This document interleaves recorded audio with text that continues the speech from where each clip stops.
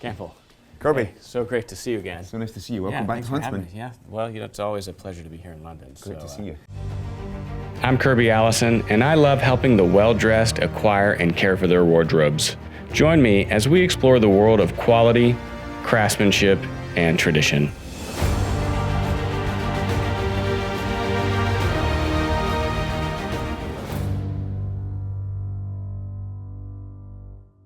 We appreciate you inviting us in and showing everyone this beautiful shop. I just love strolling down Savile Row and kind of all the history. And Huntsman is as much a part of this street as any other firm here. So it's such a pleasure and such an honor to be here. You're welcome.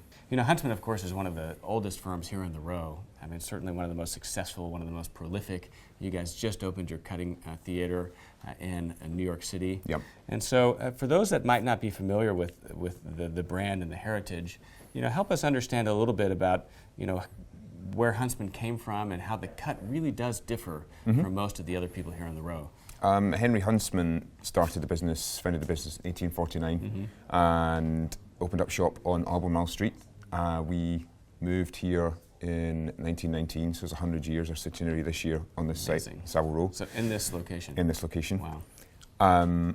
Henry Huntsman was a bespoke livery breeches maker, livery and riding garments, so that's kind of where we align our Huntsman House cut from. It's a one-button, high-waisted, skirty jacket with a high armhole. Yeah, and very much, the heritage is in equestrian riding. Exactly. It was a jacket, highly structured, almost militaristic. Yep. Heims arms hole so that you can, have Nothing freedom moves of on the movement. horse. And then a little bit of skirt so that when you're sitting, it flares out a little bit over the hips. Exactly that, and that house style really has, is recognisable all across the globe. Yeah, really.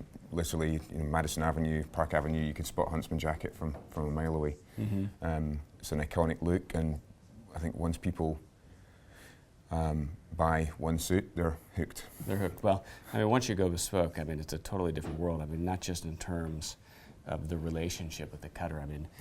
You're a head cutter here. You've been here for a long time and will continue to be. So being able to build that meaningful and kind of deep relationship, and then combining that with a garment that's made beautifully, made for you, structured, all the integrity behind the way it's constructed, really creates something that is a lifetime garment, right? Which you guys have a lot of people that bring garments in from their fathers. Exactly, grandfather's dinner suits that we refurbish the silks, because it's the silks that kind of wear out first. So it's great to be able to, if the relation is passed on, they can then wear that jacket with pride, and we can alter it so they can carry on wearing it and enjoying it. So the one button cut and the slanting pocket means that it's the most flattering of looks, because the lapel rolls low, and the pocket angle and the one button means that all the lines of the jacket are coming to the narrowest point, so it's the most flattering. And it's actually the most difficult cut to cut. To get it perfectly just with one button. It's anyone quite who's difficult. Tall and thin, it's really important where you get that button on the waist. Quite often, you're using your rock of eye. You draft the pattern, you fit the jacket, and sometimes you're changing that button position just depending on how tall the torso is. And so, how many cutters are there? It starts with the cutters, right? So the cutters are the ones that are really serving as the foundation of the relationship. Yep. You travel quite extensively to America. Customers can meet you here. Dario Carnera is another co-head cutter with you. On the West Coast, yep. And he hits the West Coast. And then you have Ralph Fitzgerald in New York, really kind of serving, the Americas. Are there other cutters here? We have 6 other cutters here. My colleague Rob travels Asia. He's basically on the road constantly. If he's not here, he's on the road. He does several cities in Asia for 5 weeks at a time. Wow. So he's really, he travels miles, a lot. Yes.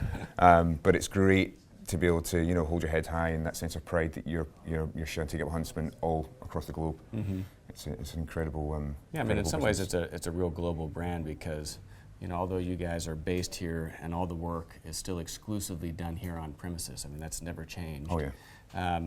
You know, you guys travel out into the world and will really meet your clients anywhere. Mm-hmm. Absolutely. We go on day trips to see clients anywhere in the world. I've been to Cape Town for a day, LA for a day, Russia for a day. Yeah, I mean, some of them even send their planes for you, right? Sometimes. It's a small bonus. Yeah. I guess if you're going to be traveling, it's a little bit easier. Yeah. And so, you know, once a customer comes in and they commission something, you know, then that's whenever your work really begins because, again, the core, the essence of bespoke is that, you know, the cutter is the one, you know, not only with the client relationship, but taking the measurements, drafting the pattern, and then actually coming back and fitting the garment to the customer. Yes, yes. We are looking at a process where we're using around about 2 or 3 fittings, minimum of 2, usually 3 fittings to create a garment that evolves. Every time we are fitting, the pattern and the garment evolve with each other so that when the garment walks out the door on the customer's back, we have a 2-dimensional representation in the pattern of that 3-dimensional suit. So any subsequent orders are slightly easier. Yeah, well, that's the challenge. I mean, and the real magic behind tailoring is that you're taking cloth.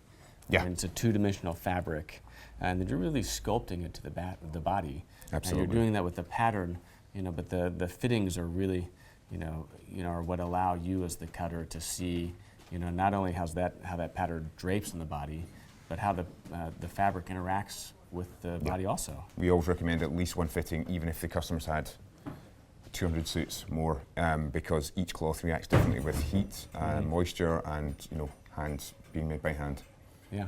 Well, we'd love to see the cutting room. Can you take us back Of course, and kind of show us? By all means. Yeah. Come ahead. All right, thank you.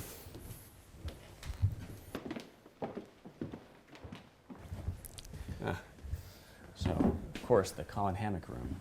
Yes, Colin Hammock was quite a formidable character by all accounts.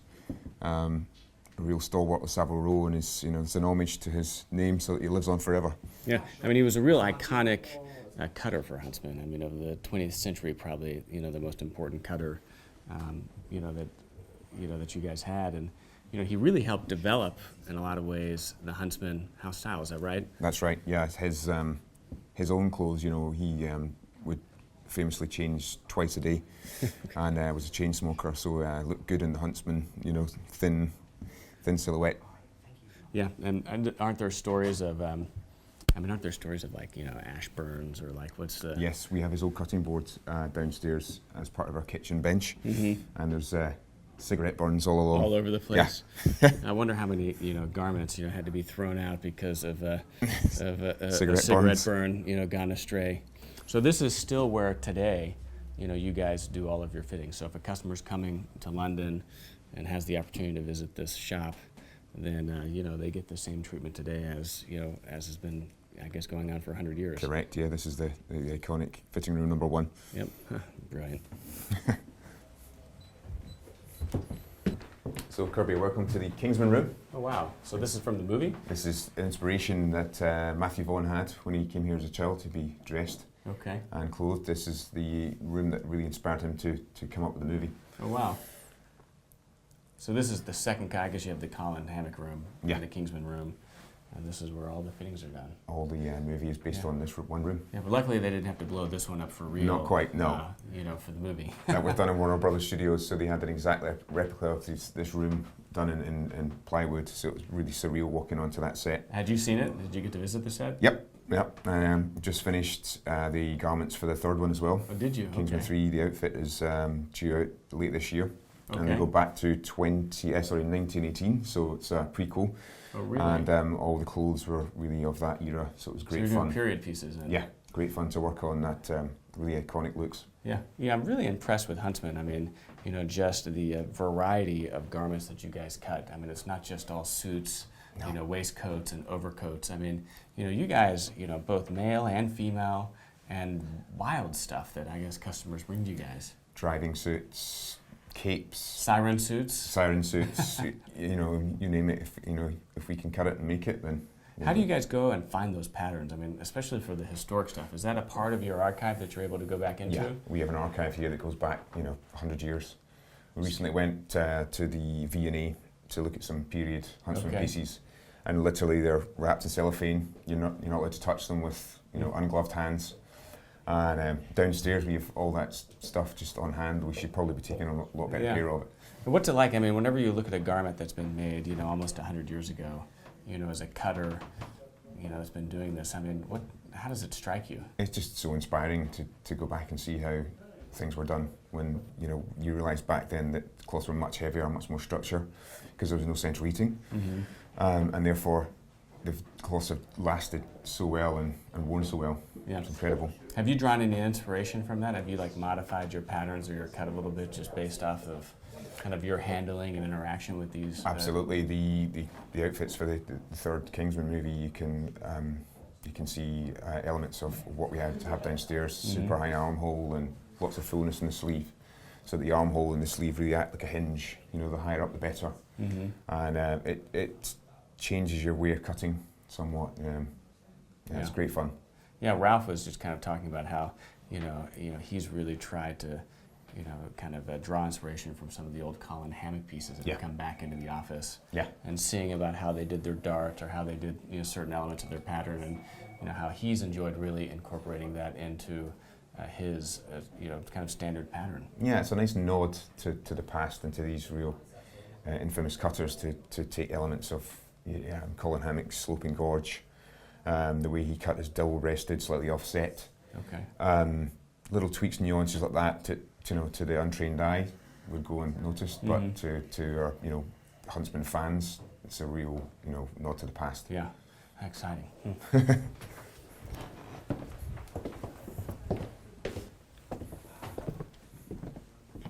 So this is your cutting theatre. Exactly. Yes, this is one of the best cutting areas in the whole of the West End of London. It's really beautiful natural light. Incredible. Which is hard to find here in these older buildings. The only problem is you can hear when it's raining. You can really hear and feel the weather, but it's a lovely bright place to be able to work, and the daylight when you're cutting really helps.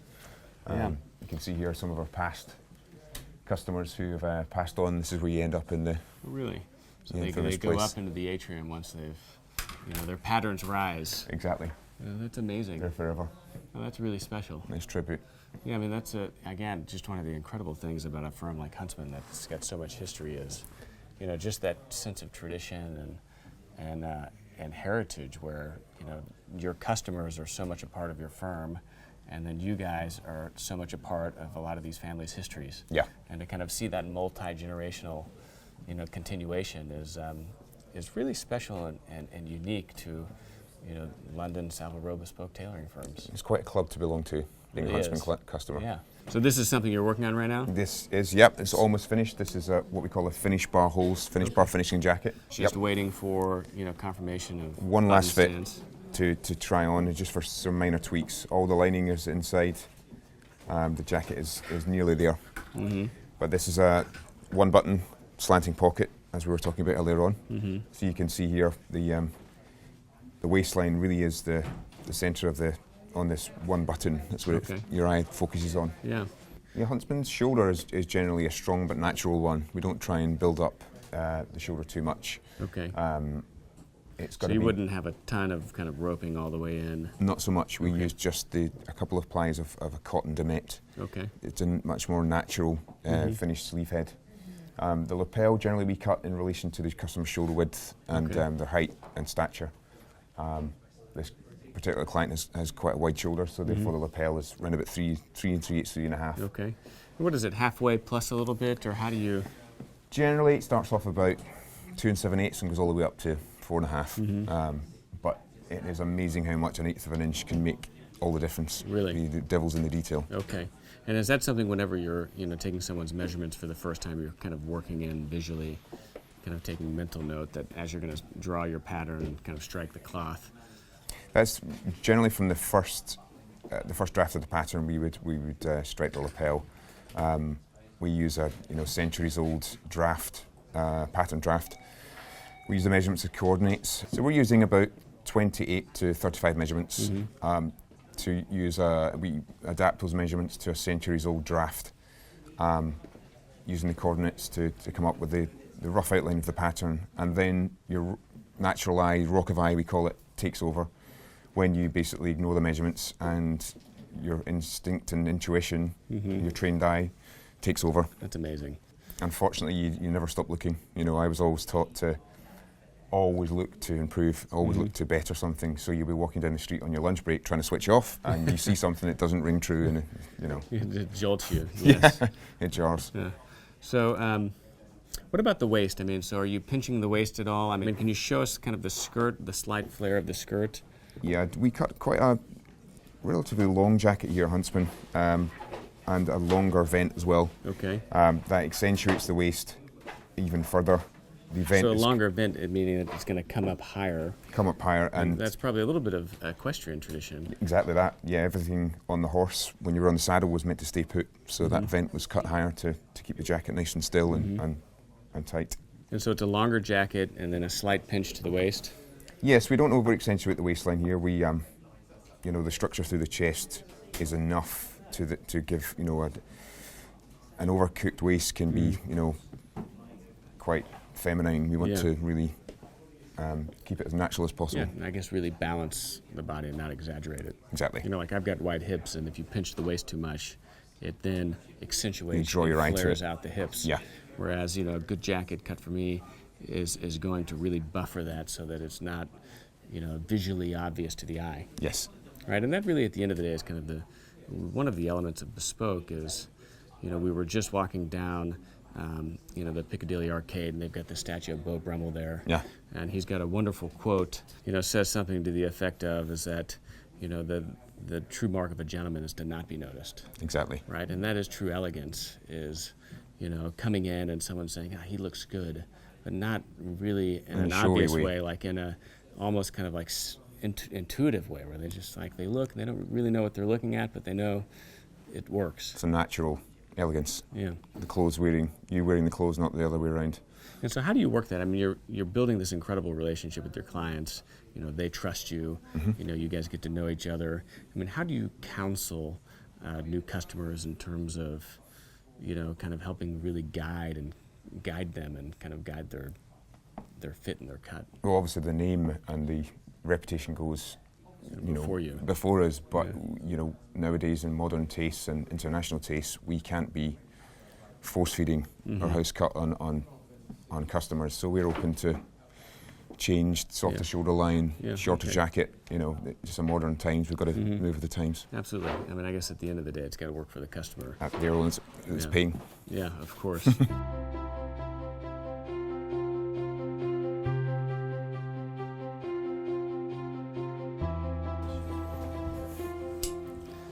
So this is, I guess, your drafting pantry. You still cut up here, but this is another extension of the cutting theater. Yes, this is Jack striking out a job from the pattern that we've drafted.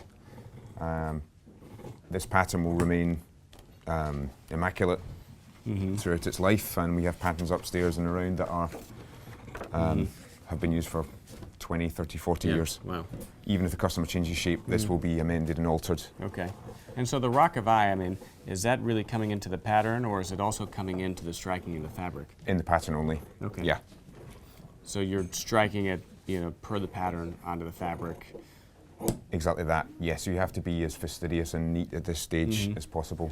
And that's for consistency. Consistency really. in it is more respectful to give a tailor a job that goes together well, and all the pieces, you know, want to make their life as easy as possible so that their skill is really focused. And so if you're drafting the pattern, are you striking and cutting it yourself also?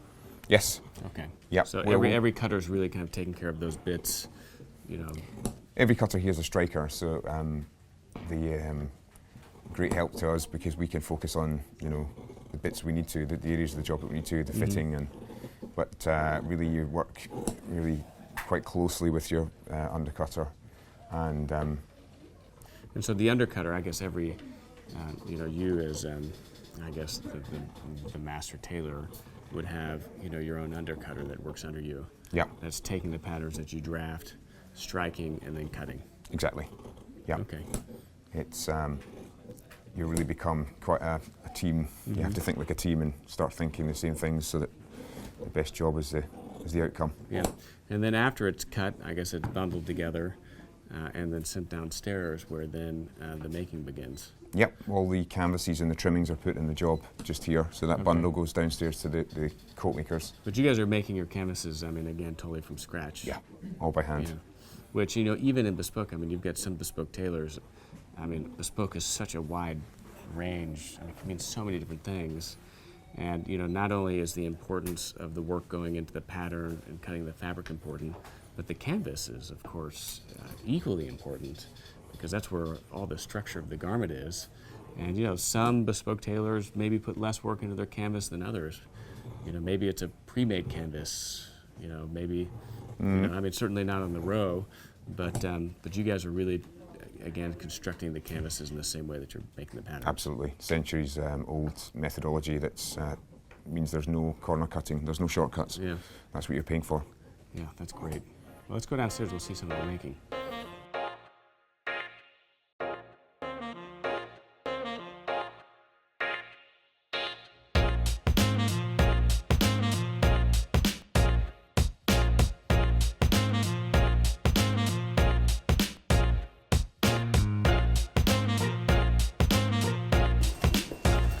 So quite a bit of activity down here. Yeah, I mean, all done on this site. is where all the work is done. This is the engine room where they. Yeah, and so, you know, I mean, whereas a lot of, you know, bespoke work is done without workers, you know, here at Huntsman, everything is still kind of being done on site. So even if it's an outworker, they're coming in to do the work. Yeah. Why is that so important? I mean, why do you think that Outworkers, we still have outworkers, but the ones in here, we really can literally drop downstairs and juggle things around, because everything's one big production line, and we all have to be speaking the same language. Yeah, and it's about control and consistency. I mean, again, in a garment at this level, you know, everything has to be on the same page and being done well. Yeah, I mean, literally, the talent we've got here is incredible. Generations of talent, and we're blessed with quite a young team here. Yeah. It's an exciting place. You guys really do. I mean, you know, kind of seeing you guys on Instagram, you guys have a lot of really young tailors, and it's great to see that energy and kind of lifeblood coming back into it, because, you know, 10, 15, 20 years ago, as you know, it wasn't the case. When I started, it was a real glut of, basically in the 80s and the 90s, the tailors in Savile Row got greedy and worked with only the resources they had, whereas nowadays our chairman is really focused on maintaining and nurturing the talent here. Yeah. And so how many hours go into producing a garment once it gets down here? Gosh, each garment, we reckon it's got about 80 hours of handwork. Okay. 26,000 stitches, minimum of 2 fittings. So it's all got to be logged with production here and pass through the process, you know, as smoothly as possible. Quality control and everything else. And so why, I mean, so for someone that, you know, maybe doesn't know a lot about bespoke, you know, why is all that handwork important? I mean, is it handwork for the sake of handwork? Because you can get a machine-made garment that might look great. I mean, how do you describe the essence of why that's still so important? It's the soul of the garment. You know, it's the structure and the shape that will stay in the garment for life. If looked after, the garment will still retain that silhouette. You know, that mass manufacturing is catching up, but you'll never quite be the same as a handmade, bespoke Savile Row garment. And I guess it's integrity, because, you know, a lot of the work that goes into a garment, you know, is really about, you know, ensuring that the garment isn't going to fall apart or isn't going to lose its shape. Yeah. Right, and even can survive the demands of just kind of everyday life. Yeah. You know, a bespoke garment you can kind of be a little rough with. I mean, all these stitches inside you see here, all these padding stitches are basically training the canvases to take on that third dimension that you can't really achieve with fusing, with machinery. It's by hand is still the best way. The way the collar is drawn in and stretched in certain points, you just can't do that by machine. Well, and you can make something look great on a static silhouette, on someone standing still or on a mannequin, you know, but a finely tailored garment is something that you're living in. You've got to be able to move with it. And again, it's all that handwork that really allows it to look great, not just whenever you're standing still with your arms by your side, but whenever you're working and living. Functioning, exactly that, yeah. It's amazing. So this is, looks like it's close to a finished stage. I mean, I guess the there. collar still needs to be done. It needs sleeves attached. Pockets are in. That's kind of, once you know everything's established in terms of the length, you'll then put the pockets in. The facings are on, the pockets on the inside are in, and the sleeves are yet to go in, but another 20 hours of handwork still to go into this one garment, and then it's got to be finished and pressed. Yeah, and so classic Huntsman, I mean, beautiful structure, you know, notched lapels, single button. I mean, it's a gorgeous... Double vents. Double vents. Yep.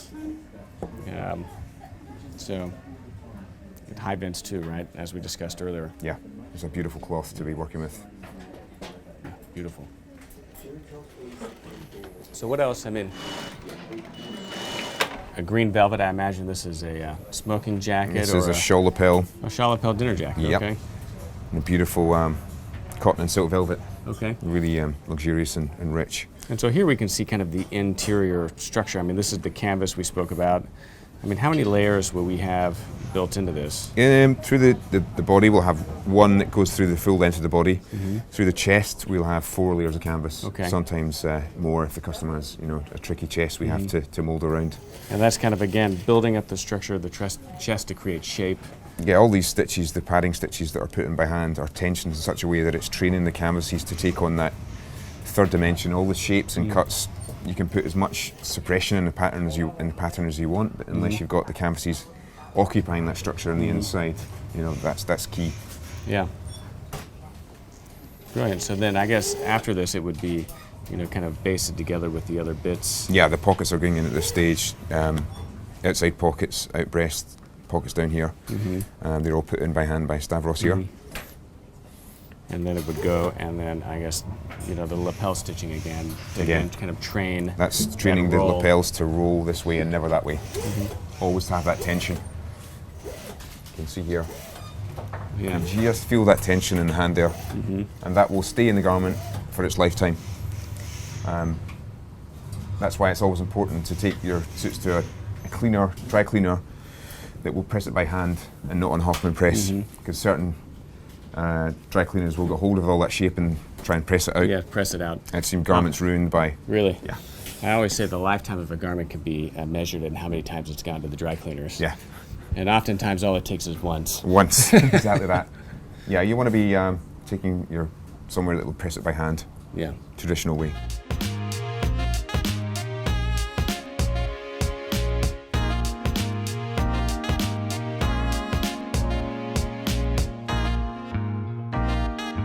So you can see here the garment lapel being pressed.